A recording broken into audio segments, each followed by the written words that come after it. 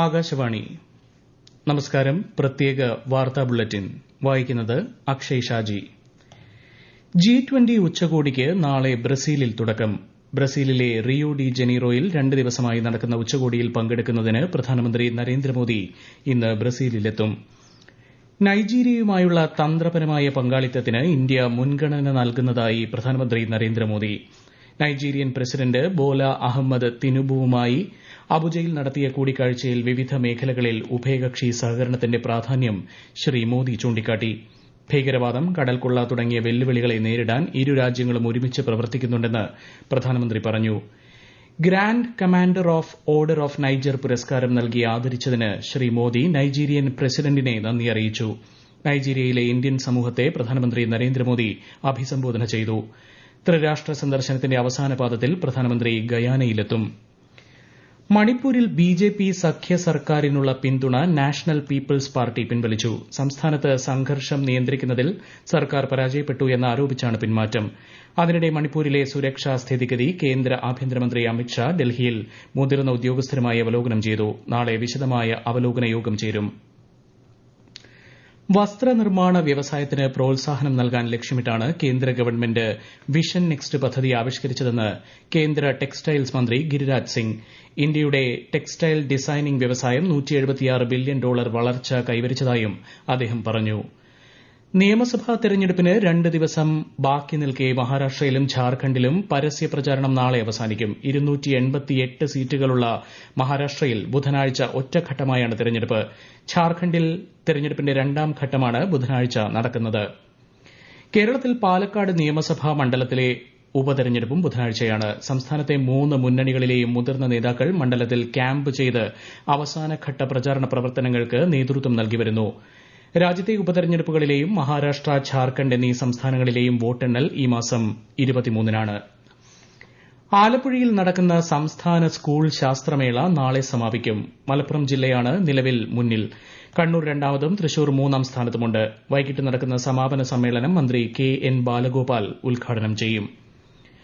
വിദ്യാർത്ഥികളുടെ നിലവാരമുയർത്താനാണ് കേരളത്തിലെ പാഠ്യപദ്ധതി പരിഷ്കരിക്കാൻ സർക്കാർ തീരുമാനിച്ചതെന്ന് പൊതുവിദ്യാഭ്യാസ മന്ത്രി വി ശിവൻകുട്ടി. വിഷയത്തിൽ അധ്യാപകരുടെ ക്രിയാത്മക നിർദ്ദേശങ്ങൾ സ്വീകരിക്കുമെന്നും മന്ത്രി പറഞ്ഞു. ആയുർവേദ വ്യവസായ രംഗത്തെ പ്രമുഖ കമ്പനികളും നിക്ഷേപകരും പങ്കെടുക്കുന്ന ആയുർവേദ വ്യവസായ മേഖലാതല സമ്മേളനം നാളെ കൊച്ചിയിൽ നടക്കും. മേഖലയിലെ ആഗോള വിപണിയിൽ കേരളത്തിന്റെ പ്രാധാന്യം വ്യക്തമാക്കുന്നതായിരിക്കും പരിപാടിയെന്ന് മന്ത്രി പി രാജീവ് പറഞ്ഞു. അടുത്ത വർഷം ഫെബ്രുവരിയിൽ സംസ്ഥാന സർക്കാർ സംഘടിപ്പിക്കുന്ന ഇൻവെസ്റ്റ് കേരള ആഗോള ഉച്ചകോടിക്ക് മുന്നോടിയായാണ് യോഗങ്ങൾ സംഘടിപ്പിക്കുന്നത്. ലോക പൈതൃക വാരാഘോഷത്തിന്റെ സംസ്ഥാനതല ഉദ്ഘാടനം മന്ത്രി രാമചന്ദ്രൻ കടന്നപ്പള്ളി മറ്റന്നാൾ കണ്ണൂരിൽ നിർവഹിക്കും. തിരുവനന്തപുരം, തൃശൂർ, കോഴിക്കോട്, കണ്ണൂർ ജില്ലകളിലെ മ്യൂസിയങ്ങളിൽ പൈതൃക വാരാഘോഷം സംഘടിപ്പിക്കും.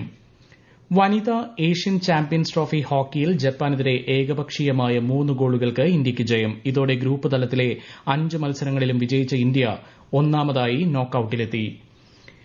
ശബരിമല തീർത്ഥാടകർക്ക് അടിയന്തര വൈദ്യസഹായമൊരുക്കാൻ തീർത്ഥാടന പാതയിൽ കനിവ് 108ന്റെ ദ്രുതകർമ്മ മെഡിക്കൽ യൂണിറ്റുകൾ കൂടി വിന്യസിച്ചു.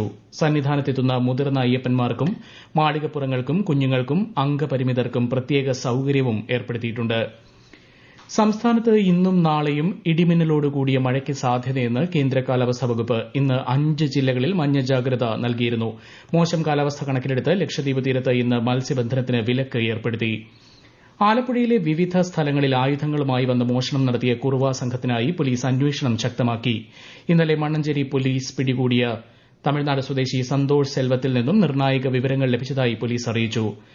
കേന്ദ്ര ആഭ്യന്തര മന്ത്രാലയ സെക്രട്ടറി ഗോവിന്ദ് മോഹൻ ഔദ്യോഗിക സന്ദർശനത്തിനായി ലക്ഷദ്വീപിലെത്തി. ആഭ്യന്തര മന്ത്രാലയത്തിലെ മുതിർന്ന ഉദ്യോഗസ്ഥർ ഉൾപ്പെടുന്ന ഉന്നതതല സംഘവും അദ്ദേഹത്തോടൊപ്പം കവരത്തി ദ്വീപിലെത്തി.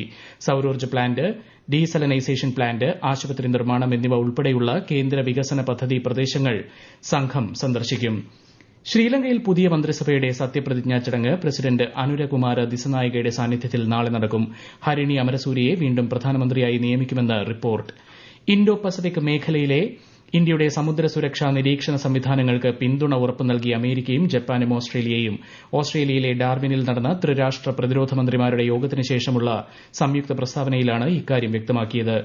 ഇന്ത്യയുടെ വാർത്താവിനിമയ ഉപഗ്രഹമായ GSAT-20 ചൊവ്വാഴ്ച യുഎസിലെ കേപ്പ് കനാവറിൽ നിന്ന് വിക്ഷേപിക്കും. സ്പേസ് എക്സിന്റെ ഫാൽക്കൺ 9 ആണ് വിക്ഷേപണം നടത്തുന്നത്. പ്രത്യേക വാർത്താ ബുള്ളറ്റിൻ കഴിഞ്ഞു. അടുത്ത വാർത്താ പ്രക്ഷേപണം നാളെ രാവിലെ 6:45-ന്.